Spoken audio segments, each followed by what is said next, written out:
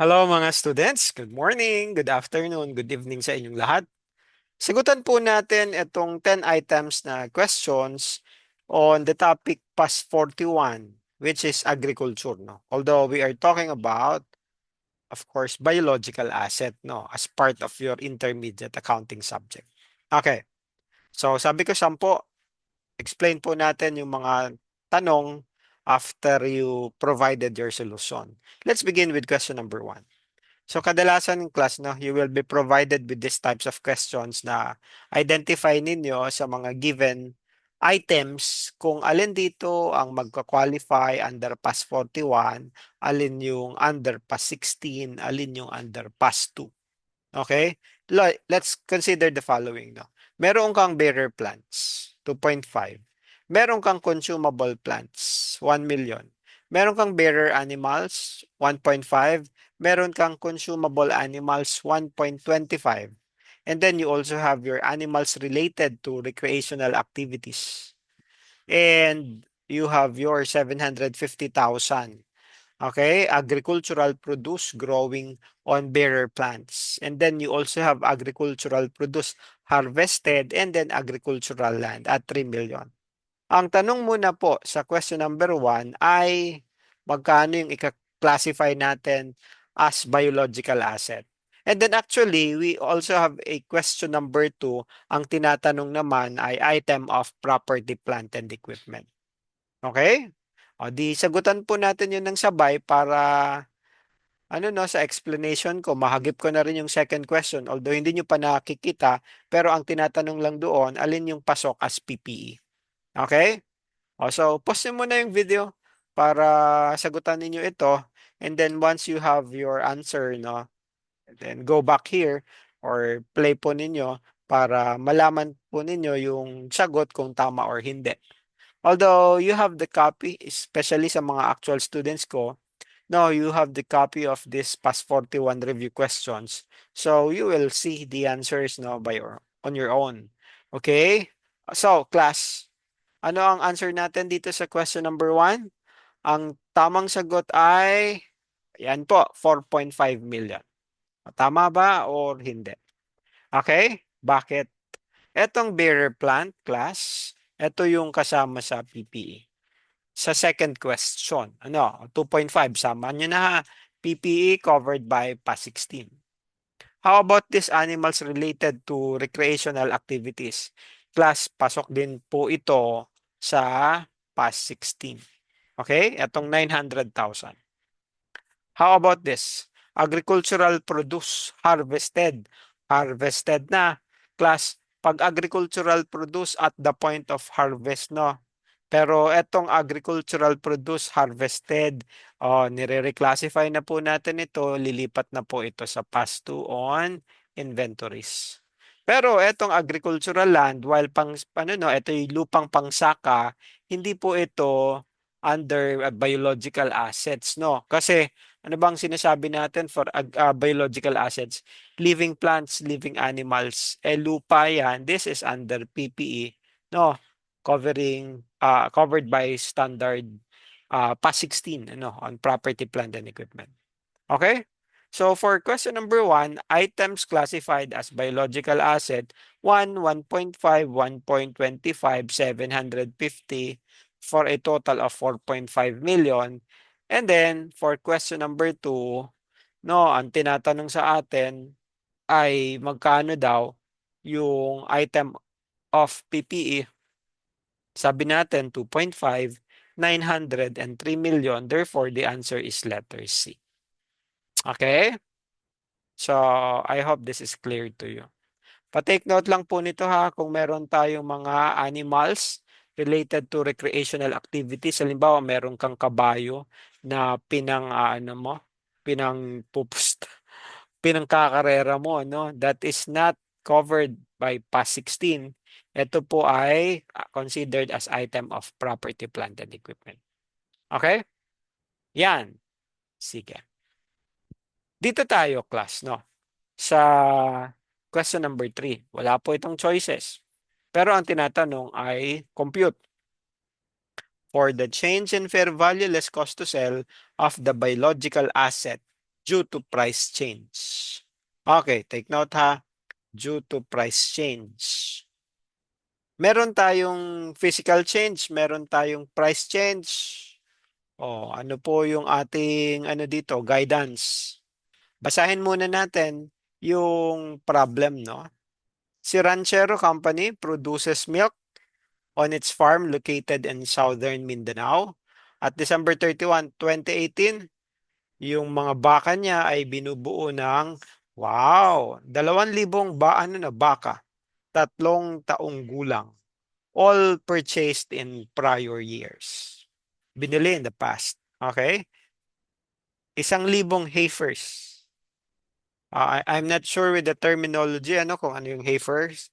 Basta, consider this as animal, no? 1.5 years old when purchased June 30, 2018. Okay, anong period tayo? December 31, 2018. Okay, as of June 30, 2018, 1.5 years old yan.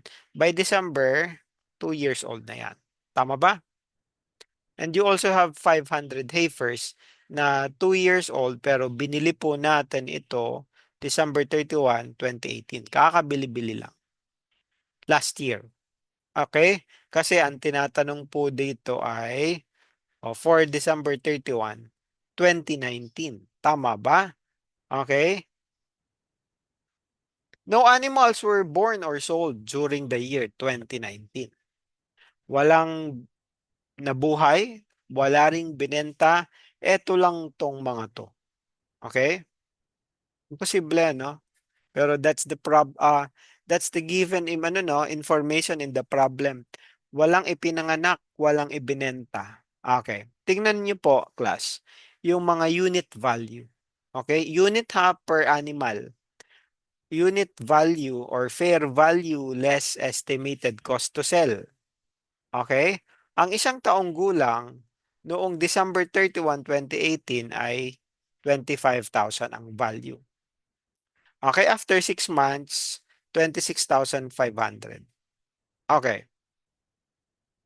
1.5 years old, 29,000. By June 30, 2019, magkakahalaga siya ng 30,000. Okay? 2 years old, 35,000. Pagdating ng December 31, 2019, 37,500. Okay? Ang isang 3-year-old by ano no, December 31, 2018 ay 44,000 pero 47,000 yan by the end of the following year. Okay? Kung 4 years old daw by December 31, 2019, 55,000. Okay. So, paano po natin ito sasagutan? Based on the information. Ito yung information na i-provide sa atin. Okay? O, paano yung solution? Pause the video and then let's see if you'll be able to answer. Ito po yung ating sagot assuming na meron na kayong computation. Ayan. Increases in fair value less cost to sell due to price change. Ito. Tignan ninyo ito, class. No? Sa solution. Price change, no? Price change. Pag price change, anong titignan ninyo? Meron kang 3 taong gulang. Ito, no? Yung 2,000, di ba? 3 years old sila. Okay? So, ang titignan mo, ito. 3 years old. Okay? Anong gagawin mo? Compare mo yung mga petsa.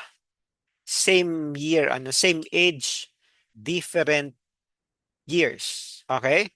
Same age, different year. Price change yun. 44,000 siya ng December 31, 2018.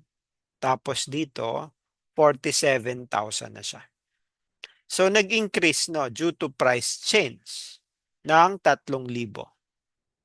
2,000 yan times 3,000. O di meron kang price change in the amount of 6,000. Okay? Meron ka ding O, di ba dito meron kang 1,500? 1.5 years old when purchased June 30, 2018. Eh sir, papaano yon? Ang information sa atin ay December 31 na. Eh di, ang gawin mo, kunin mo itong 2 years old. While, yes, this is 1.5 years old when purchased June 30, eh wala sa information eh. You have to, deal with the information provided. Okay? Eh, mako-compute mo ba yan? Yes, kasi binigyan ka naman ng December 31, 2018. Yun nga lang, by December 31, 2018, 2 taong gulang na yan. Okay? Eh, yung isa naman, 2 years old din on December 31, 2018. So, ano gagawin mo? Pwede mo na silang pagsamahin. Kung meron kang 1,000 heifers dito, may 500 heifers ka, o 2 years old sila pare-parehas on December 31, 2018. Kaya nga, eto class, no, sa solution, 1,500 heifers. Okay? Or, yes, 1,500 heifers na 2 years old. Multiply mo sa difference ng December 31, 2019 is it's 37,500. Compared sa prior year na 35, so nagkaroon ng increment or may increase na 2,500. Okay? 2,500 times 1,500. Pa-double check na lang po ng ating mga solusyon kung tama po yan. The increase due to price change, no, ay 3,750. So pag in-add mo sila, the answer is 9.75 million pesos. Okay? Plus, pag increase in fair value less cost to sell ay due to price changes. Same year, different ages. Yun yung parang guidance mo. Okay? So I hope this is clear. We can proceed now to the next question. In this case naman, ano ang tinatanong? Parehas lang yung information provided to us but due to physical change. Kung ang price change ay same year, different, sorry, same same age, edad, no, ng hayop, different dates or different year. Dito, paano pag physical change? Baligtarin mo yon. Same year, different ages. Ganun ba? Tignan natin. Okay. So, pause mo yung video. Try to compute. Okay? So, you have your 2,000 cows and 1,500 na heifers, no? Tama ba? 1,500 heifers. Pero, kung paano yung computation ng due to physical change, ito po ang ating solusyon. Ang baka mo, 3 taong gulang in prior year. Ngayon, ilang taong gulang na siya? 4-year-old. Okay? Tama ba? Yung mga heifers naman, 3 years old na sila by December 31, 2019. Okay? Pero sa computation natin kanina, anong naging computation natin kanina? Sa 2 years old at saka 3 years old. Pero ngayon, plus 1 ka. Di ba? Kasi yung 3 years old dati, 4 years old ngayon, yung 2 years old dati, 3 years old ngayon. Pero ano tong kino-compare nila? Of course, same pa rin ang mga amounts, number of animals that we have, no? Pero ano yung kino-compare mo? Sa 4-year-old, no, kino-compare mo yung price, yung value nila between 4 years old and 3 years old. As of December 31, 2019. So, kukompare mo, 55,000, 47,000. Yung 4 na taong gulang ngayon, 55,000 kada isa. Pero kung 3 years old dyan, 47 mo lang yan may bebenta. Due to physical change. Okay? O, tama ba? Same year or same date, different ages naman tayo dito. So, ilan yung difference nitong dalawa? 8,000 kada isa, di ba? Tama ba? Multiplied by 2,000, edi meron ka ditong 16 million. Etong mga baka naman, or eto, ano yun, mga heifers, no? Oh, yung 4-year-old ay yung cow, eto, para lamang consistent tayo doon sa ginagamit natin ng mga term. Hindi ko alam kung ang mga heifers ay mga baka din, ano? Pasuyo na lang or ano na lang natin ito later on. Double check na lang natin kung ano ba at kung tama ba yan, ano? Kung baka din ba yung mga heifers or what. But anyway, 3 years old heifers, oh, 47,000. Ito naman yung pagko-compare mo, no? 37,500 ano, nung 2 years old sila. At since 3 years old na yan, 47,000 na ang fair value less. Ito yung ano, no, yung fair value niya. Okay, increase in fair value. So, the difference is 9,500. Multiply mo by 1.5. Meron ka namang 14.25 million. Pagsamahin mo sila, it's for a total of 30.25 million. Due to physical change. Yung isa naman ay due to uh, price change, no? Sa price change, same age, tapos compare mo yung different dates. Dito naman, same date, like December 31, 2019, different ages. Okay?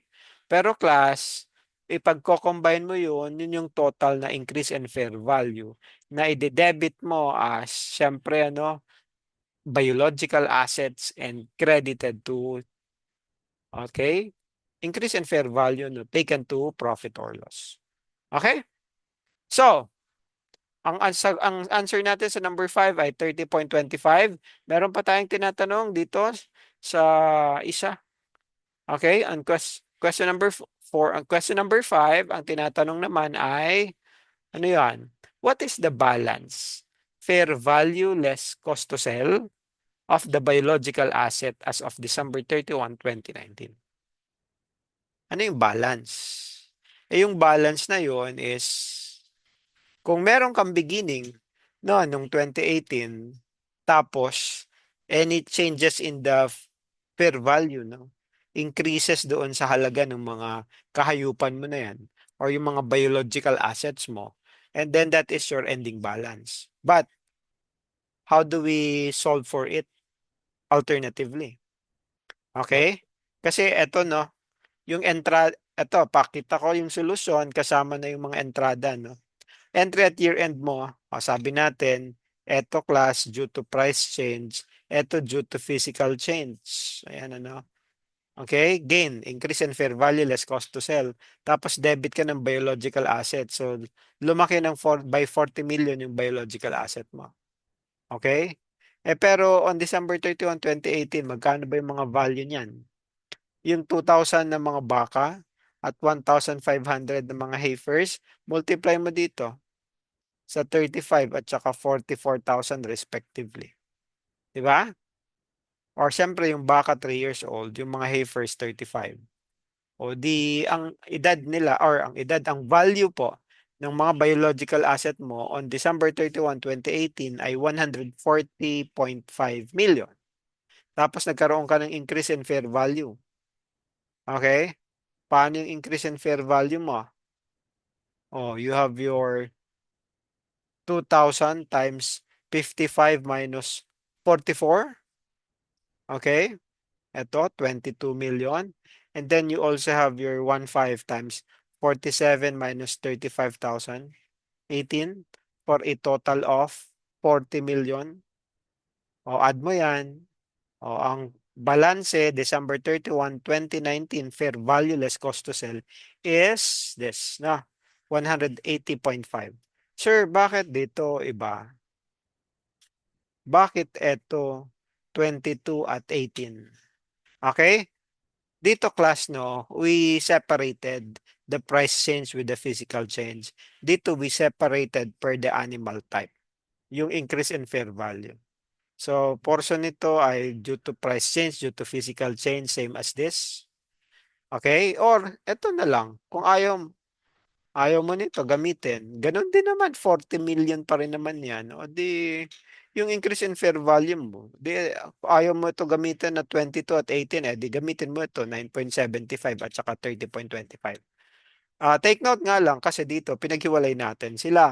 per animal type, 'di ba? Ito yung mga ito yung mga cows, ito yung mga heifers. E di yung increase in fair value, you have to make a distinction. Etong increase in fair value ko ay pang baka, ito naman ay pang heifers. But anyway, in terms of the amount, we will arrive at the same. So, 180.5 million. Or, alternatively, ito na yung sinasabi natin, meron ka ng 4 na taong gulang at saka 3 taong gulang ng mga hayop, no? Cows na naman ito. So, mapapasearch na ako maya-maya. Okay? Sige, search nga natin. What is a heifer? Ayan. Para lang, what is a heifer? Hindi ako makontento. Heifer, a young female cow that has not born a calf. O, yun naman pala. Eto na, no, at least, buti na lang, meron tayong plus point. Okay, so eto pala yun, no. Anyway, sige. So, baka din pala yun. Kaya nilalagyan nila cow. Na wala pang no, mga ipinanganak na mga calf. So, 110,000 yung 4 years old. Tsaka yung 3 years old, that's valued at 70.5 million. So, ito yung fair value less cost to sell. Whichever works for you as long as that is correct, that is correct. Okay? So, the answer to question number 5, magkano yung value ng biological asset mo? It's measured at 180.5 million. Okay? There you go. So ganyan naman kadalasan ang mga laro no, ng mga tanong pagdating sa biological asset. Okay. Question number 6. Ang tinatanong po dito is at what amount should the biological asset be presented on the statement of financial position? Okay?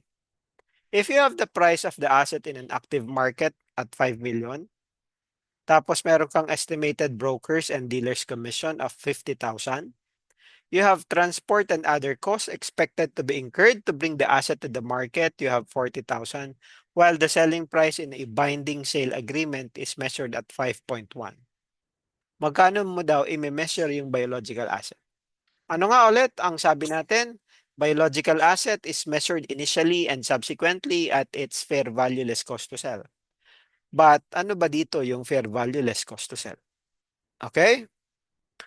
Ito ba ay yung 5 million gagamitin ko or yung selling price na 5.1? Pause ninyo. Compute nyo muna. Ang sagot natin dito ay ayan po, letter B. Okay? May explanation din naman tayo dito kung bakit ang pinili natin ay yung 5 million at hindi yung selling price in a binding sale agreement. Okay, class, no? The price of the asset in an active market, that is 5 million. Okay, eto kasi ay selling price in a binding sale agreement, but we need to consider the fair value in an active market. Okay? And then, estimated broker's fee of 50 million, pero excluding yung 40,000 na transport and other costs expected to be incurred to bring the asset to the market.